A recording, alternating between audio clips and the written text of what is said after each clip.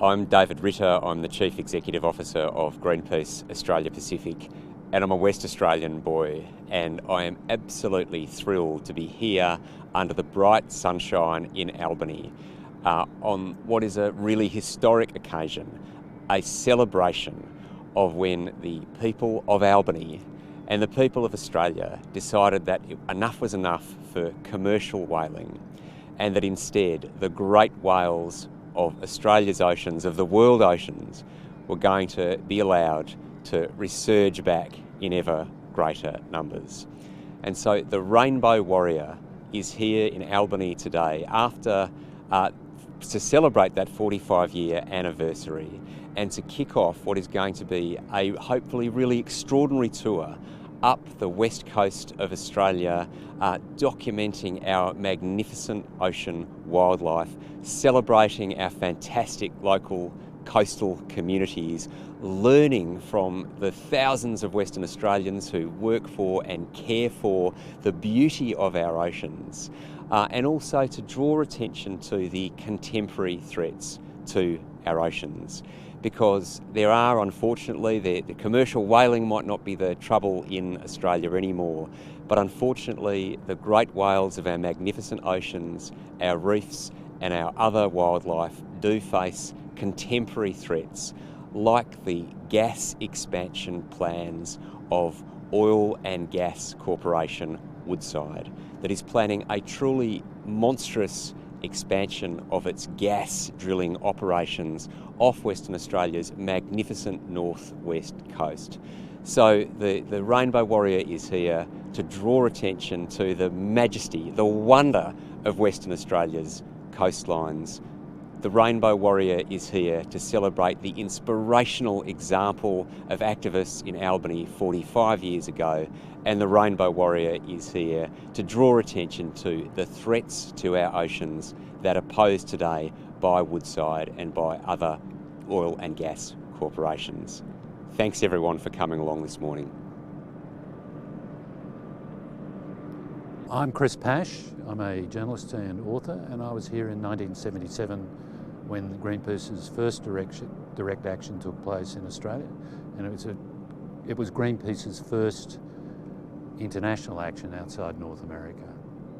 So as I arrived here this morning and saw the magnificent Rainbow Warrior, I noted in the back of my mind that the absence of pitchforks. Back in 1977, the local populace wasn't too keen on being told that they shouldn't be whaling, which was a significant part of the local economy. This time the reaction is one of love and support, I would say. And bigger contrasts couldn't be made between the equipment here we have in the Port of Albany with the Rainbow Warrior compared to 1977, where the equipment consisted of 2 open boats, Zodiacs, and a couple of outboard motors.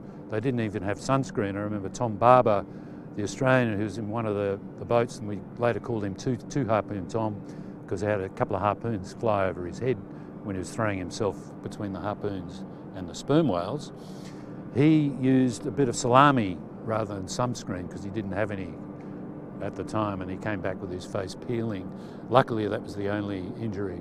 But of course that created a huge media mind bomb in Australia and internationally, and that wrecked the market for sperm whale oil, which then led to the closure the following year of the whaling station. So while the Rainbow Warrior's visit won't have that sort of impact this time in Albany, certainly they're feeling the love here with the public showing or the public tours of the Rainbow Warrior being booked out 3 times over, I'm told. Okay.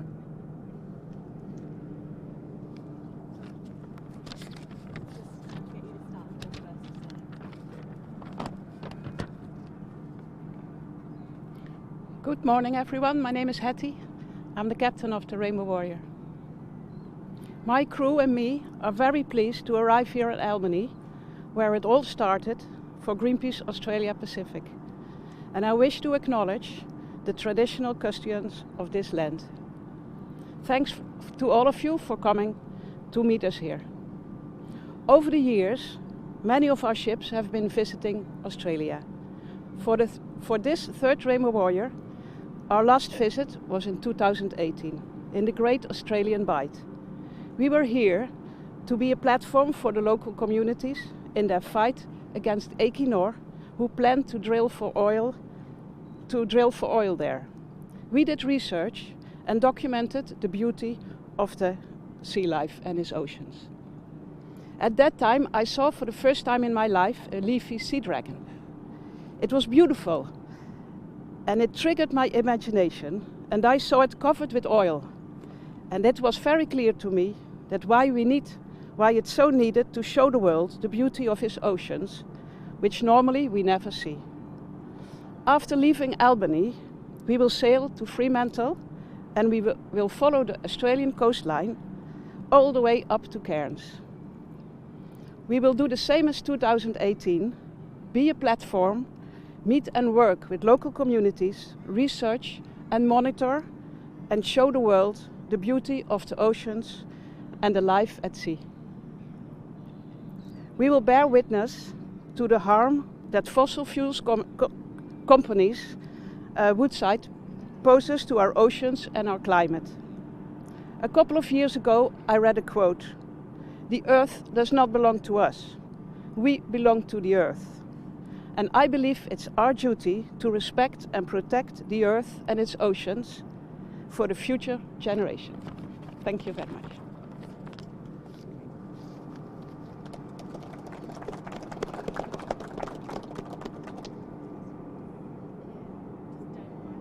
Sure.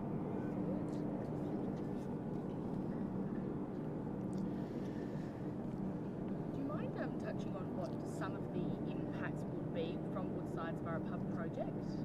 Yeah, absolutely. So Woodside's monstrous Burrup Hub expansion really directly threatens Western Australia's marine life. So we're talking about Woodside's own modelling showing that if something went wrong in the areas where they want to drill, that a spill, that the pollution could damage at least 8 West Australian marine sanctuaries, marine parks. So we're talking about a very direct risk there.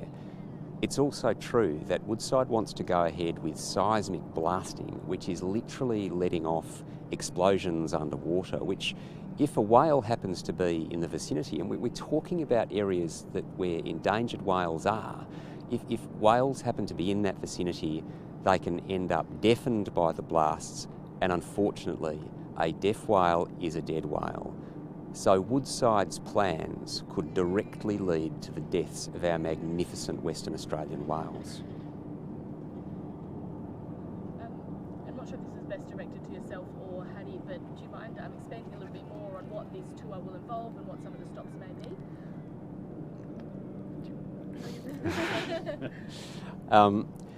So this is a truly historic tour to document just how magnificent Western Australia's coastline is, because if you're from WA, maybe you already know how fantastic our coastline is, but this is another opportunity to get out to that global audience. So it will be documenting the coastline all the way up. There'll be some scientific research, there'll be plenty of photographs, plenty of vision. It'll also be stopping in with local communities.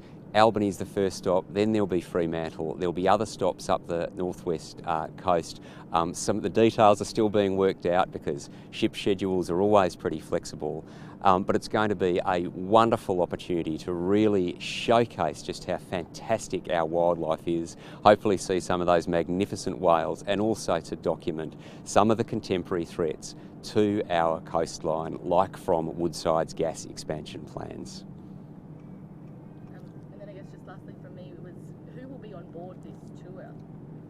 So, do you want to take that one? Is that a, yeah.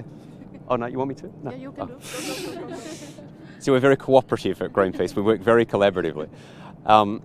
So there is a professional crew on board of this wonderful boat, but there'll also be scientists on board, there'll be members of the local community on board, there'll be volunteers on board, and I think it's fair to say as well, there'll be a wonderful mix of a crew that comes from ethnicities and nations all over the world, as well as a good, strong local contingent.